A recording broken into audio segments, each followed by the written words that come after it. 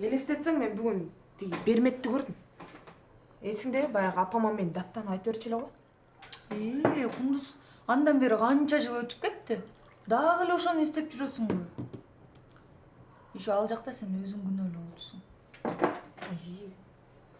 Көк чай жасайм деп баарын аралаштырып, чайдын дамын бузуп турдум. Ошо. Анан ал келип мени кучактады. Өзүнчө эле эч нерсе болбогондой, милая болуп.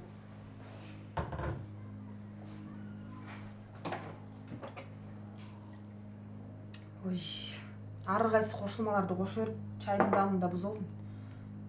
Эмне эле жылмайып атасың? Эмне айттым мен күлкүнүчтү? Сестренка, андан бери канча жыл өттү. Дагы эле ошону эстеп жүрөсүңбү? Сен могу өзүңдүн чайыңа окшоп, баарын аралаштырып, мынтип эле ичиңде сактап жүрө бересиңби? Ал адам давно өзгөргөн да, а сен ичиңде сактап жүрөсүң. Билсең, биз дагы жашоодо ушундай кылат экенбиз да.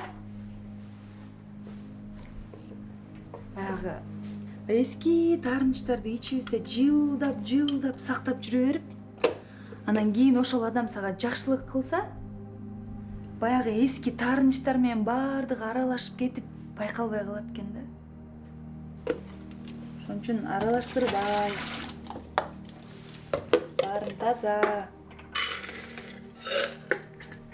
Бир нерсе кылдыбы, унутуп кой. Анан баары жакшы болот.